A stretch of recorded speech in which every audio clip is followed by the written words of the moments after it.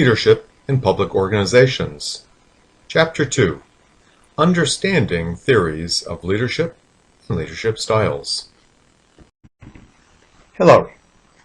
This lecture introduces a framework that will be used throughout the first half of the book. The framework compares all theories in a similar fashion so that students can look at the welter of theories that are reviewed in relatively similar terms. Thus, this lecture is aimed at assisting you to better understand the different theories that you will soon be exposed to. Then it focuses on one of the elements of the framework and common to all theories, leader styles. The text introduces 10 different leader styles. These styles are discussed in generic terms so that they can apply to many theories. That is because styles are used with different names and in slightly different ways in various theories. For example, a fundamental generic type that all leaders use from time to time is the directive style. Depending on the aspect of the directive style that a given theory is trying to explain, however, such as the strengths versus the weaknesses of directive leadership, it is called by different names. For instance, directive leadership is sometimes called a task-oriented style, the authority compliance style, autocratic decision-making, a strongman style, the management by exception style, the vertical leadership style, formal leadership or top-down leadership, among others. The list of generic styles ensures that students have a single, manageable list of terms that are relatively comprehensive to discuss this important aspect of leadership. The generic causal chain model of leadership that is used in the text incorporates 3 different types of factors: leader styles, contingency factors, and performance goals. Leader styles are at the beginning of the causal chain because it is leaders' actions toward followers, the organization, and the environment, and so forth, that we wish to study. Some theories will focus on just one style, some will incorporate several styles, and some will try to include numerous styles. Because different researchers and popular writers use different names for similar leadership styles, one of the important goals of this class is to assist students to be able to overcome the overlap and confusion that sometimes occurs in the study of leadership. The next elements considered are contingency factors, which can be of 2 types. Some contingency factors affect which behavior or style should be selected to enhance the desired outcome. In other words, what are the ideal conditions for a specific leadership style to be used? Other contingency factors affect the strength, quality, or success of a particular behavior or style. They are sometimes thought of as strategies for success in lay terms. The third part of the causal chain model is performance goals. Performance goals, or variables, can include production efficiency, follower satisfaction and development, external alignment, and organizational change, among others. So let's begin our discussion of the 10 different styles, or 9 styles in one category set aside for combining styles.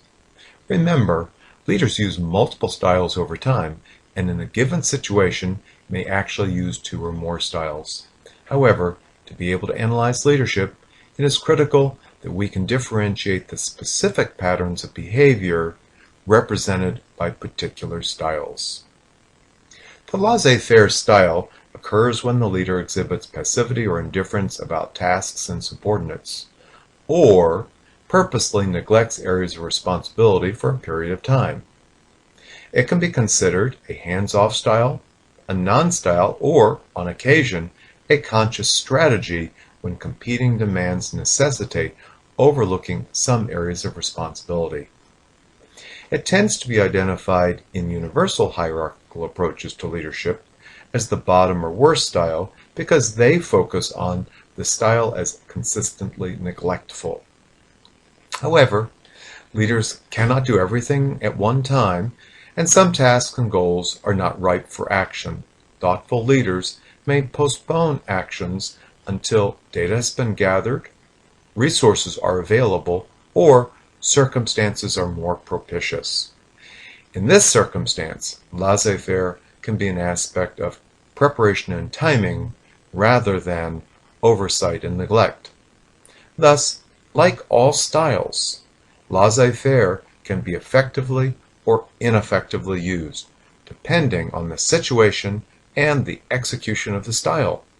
When the style is based on inattention, neglect, or administrative sloth, it is typified by low leader control, low leader goals, and performance expectations, and little or no motivational stimulation for followers.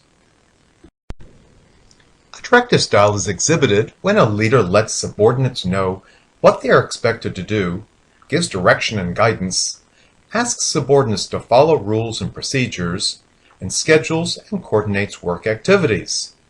Behaviorally, it emphasizes task skills such as monitoring, operations planning, clarifying roles, informing, and delegating in relation to the assignment of work projects. At the organizational level, it also involves general management functions such as human resource management as an extension of coordinating and scheduling functions. A directive style assumes high leader control, average or above performance expectations, and a formalistic notion of motivation based on legitimacy of command, reward, and penalties. A variety of subtypes can be identified that have distinctly different undertones. Several of the prominent subtypes point to the fundamental importance of the leaders making sure that the work of the organization is done properly. An instructive style emphasizes the telling, informing, and clarifying aspects of directing. Followers need instruction on what they do not know how to do, what they are doing improperly, and what will be done differently because of changes in mandate or technology. They also need to know what the rules are, what rule infractions mean, when exceptions are allowable, and how to interact with others. Finally, they need help with their questions and problems. Followers who do not get this task support may be untrained, error-prone, and frustrated. A related subtype is structuring. Structuring means that work activities are arranged in advance, work schedules are coordinated, and contingency plans have been developed. There is always much behind-the-scenes work that managers and leaders must do to make sure that operational problems do not occur and resources are properly received and allocated.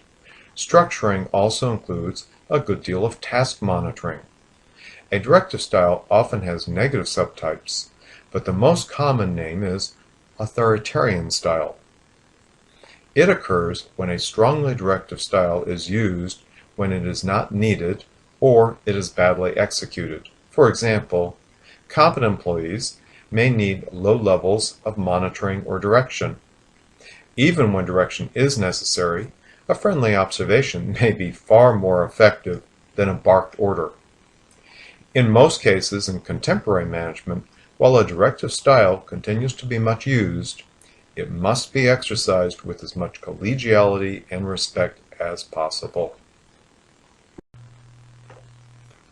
A supportive style is established by showing consideration toward followers, displaying concern for their needs, and creating a friendly work environment for each worker. It focuses exclusively on people-oriented behaviors, consulting, especially listening, coordinating personnel, developing staff, motivating, and to a lesser degree, building and managing teams and managing conflict. A supportive style does not directly imply a lack of leader control if a leader can both direct and support at the same time. However, if doing so distracts a leader from appropriate task completion standards, then this style does imply low control. Supportive behavior assumes at least average performance, and many researchers assert that the absence of some supportive behavior generally negates the prospect of high performance. In terms of motivation, this style emphasizes human compassion and dignity. A subtype is the caring model. In this subtype, leaders may use a cheery tone of voice, approachable body language, and inclusiveness in the social aspects of work to make sure that subordinates or followers feel socially connected and that they are part of the group. Also, supportive leaders are attuned to the followers' personal and career needs. This concern may be shown by adjusting a schedule for a new parent or recommending a management training class for an employee who wants to advance. A negative subtype also exists when a supportive style crowds out proportionate concerns for production. Blake and Mouton call this the country club style. In this version of the style, the emphasis on personal satisfaction, interpersonal relations, and personal development becomes overweening, while the tougher demands of trying to achieve high standards, fix short-term problems, and confront tough long-term issues are overlooked. A participative style occurs when leaders consult with subordinates and take their opinions into account, provide counsel and help rather than direction, and establish a friendly, creative work atmosphere for the team as a whole. Behaviors include consulting, coordinating personnel, developing staff, motivating, building and managing teams, managing conflict as a part of creative tensions, and managing personnel change by including followers in change decisions. It also includes a modest amount of delegation in the task domain. The participative style assumes only moderate control, at least average performance goals, and appreciation of competence and involvement as motivators. One subtype is an inclusive style of leadership. The leader seeks to surface potential problems with individuals, get a broad base of information input, coordinates the needs of the group such that individual needs are not neglected, and motivates by providing a robust inclusiveness. A second subtype is a self-conscious team approach. The leader facilitates team discussions, provides relatively wide decision parameters, and tends to implement team decisions as recommended, given the range of decision-making that the leader has established for the group. This subtype focuses on interactive meetings, group learning, and managing complex group processes. There's not really a negative subtype of participative leadership per se, unless it is the meeting mania manager, who holds too many meetings that go on for too long because they are poorly managed. Leaders who are always in a participative mode may be inefficient a good deal of the time, even though they are blessed with a good team. This is because the involvement of many people is expensive in time resources, and consultation and collaboration on straightforward or minor tasks may be more time-consuming than they are worth, distract from appropriate production goals, or simply bore people who would rather be working. A delegative style is defined as one that allows subordinates relative freedom for decision-making and freedom from daily monitoring and short-term reviews. The main behavior of this style is the designation of responsibility and allocation of authority. Providing additional responsibility is similar to job enlargement. Allocation of authority means greater decision-making independence and thus is a form of power. It is the latter element that is considered especially critical to true delegation. Additional behaviors involved in this style include developing staff and motivating. A delegative style assumes low leader control and at least moderate performance goals. The motivational assumption is that followers seek independence as a form of self-fulfillment. In addition, they often perceive delegation as a form of professional mastery and superior competence. Delegation should free up the leader's time for other activities, which can include other production people issues, public relations, strategic issues, and even personal pursuits. It tends to work best when followers have adequate training and internalized work standards, and the work itself is well structured, provides automatic feedback, and is considered intrinsically satisfying. There are two forms of delegating. The first occurs when subordinates are given additional duties, functions, or tasks to perform. The leader maintains the same level of monitoring, clarifying, and review. The second form occurs when subordinates are given additional decision-making power over processes, problems, exceptions, and the like. This authority is closer to what is generally considered true delegation and is often referred to as empowerment. On the other hand, excessive delegation, when the leader sloughs off most responsibilities or when subordinates are not prepared, is a form of negative laissez-faire leadership. In an achievement-oriented style, a leader sets challenging task goals, seeks task improvements, emphasizes excellence in the follower performance, and shows confidence that followers will perform well. The primary behaviors involve a combination of both people and task domain types. In terms of task focus, it includes clarifying roles, informing, delegating, problem solving, and managing innovation and creativity. In terms of people focus, it includes consulting, developing staff, and building and managing teams. It assumes a medium level of leader control, primarily at the beginning and the end of the process. The achievement-oriented and inspirational styles, which will be discussed next, are the only two styles that explicitly focus on challenging goals and high expectations. The primary motivational base for the achievement-oriented style is individual achievement, which will be contrasted with the inspirational style and more group achievement approach. An achievement-oriented style emphasizes the transactional basis of most social behavior. People exchange work for money and, in many circumstances, hard work for more money. The positive achievement-oriented subtypes are often compared to the transactional style emphasizing exchange, the entrepreneurial style emphasizing rewards for new ideas, and the goal-setting style emphasizing individual commitment to high accomplishment. However, excesses of competition that are not well thought out can lead to self-serving behaviors, egotism, and insensitivity. That is, the result of an over-reliance on achievement can be followers who are calculators.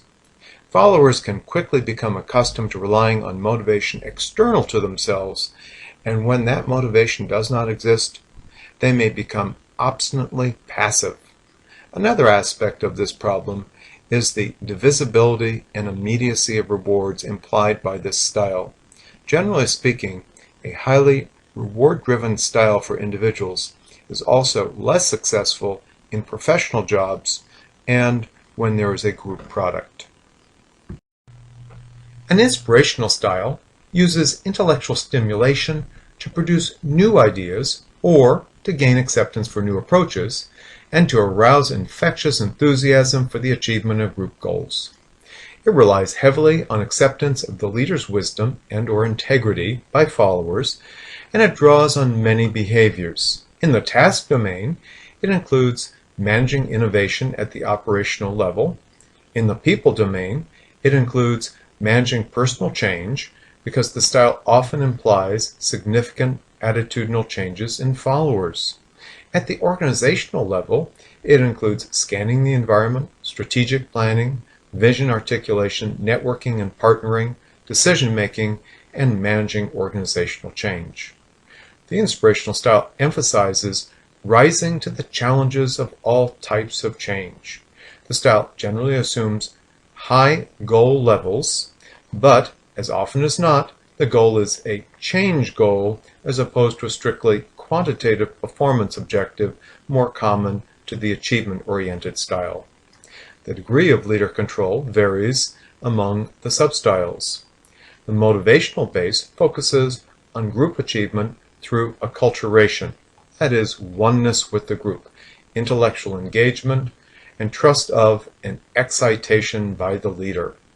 When the transformational approach is directed at the operational level, a process improvement or re-engineering approach can be recommended. On the other hand, the inspirational approach often encourages organizational change, and thus vision, strategy, and mission articulation are featured. While personal charisma is a useful leader trait for implementing this style, it is not necessary because ultimately it is the organization goals that should be inspiring, not the leader per se. The leadership literature is also well attuned to the negative aspects of the inspirational style, especially the over-reliance on it.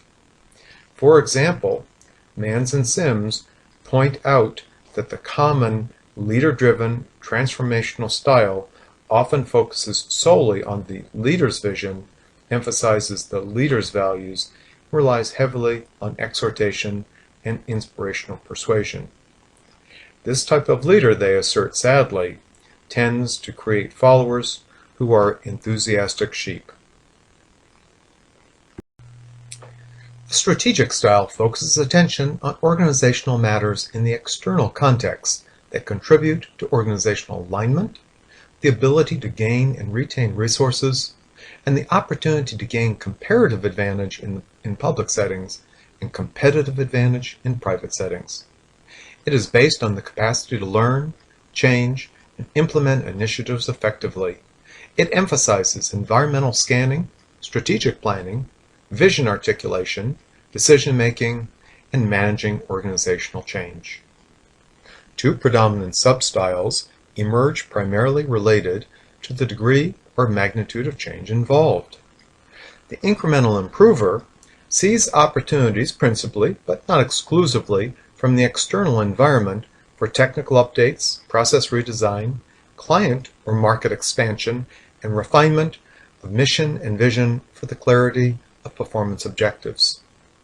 The radical reformer perceives a major misalignment with the organizational environment and assists or forces the organization to take major change initiatives involving such activities as restructuring, closing down or hiving off major operations, starting new operations, and slashing expenditures. This calls for a substantially revised vision generally, and sometimes a significant change in the mission too. The negative aspects of this style are largely centered on misapplication of it. It is easy to misinterpret the type of change required, as well as to misdiagnose the level of change that would be ideal. The change process is quite challenging, so miscalculating its difficulty can lead to the proverbial cliff of failure that can jeopardize the entire organization. A collaborative style focuses on representation, external networking or partnering, goodwill, and expanding the pie. It incorporates providing an organizational presence, networking to provide a sense of collegiality, contacts, and trust, and partnering to engage in cooperative projects and mutual gain. All these activities tend to build goodwill while simultaneously providing long-term organizational and personal advantage. A collaborative style is also used when leaders engage in building professional and local communities. Both strategic and collaborative styles of leadership have an external focus, but the collaborative style is not competitive. It is also related to an inspirational style in encouraging group behaviors for unselfish purposes, but at a community level rather than within the organization.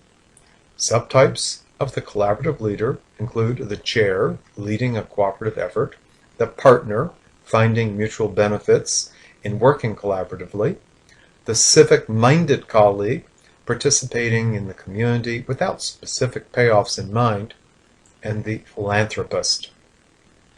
The negative version of this style is simply an excessive focus on external issues to the neglect of internal issues. This imbalance is common in elected officials in executive capacities who have little interest in administrative affairs. In such cases, both morale and administrative processes suffer from the neglect of internal issues.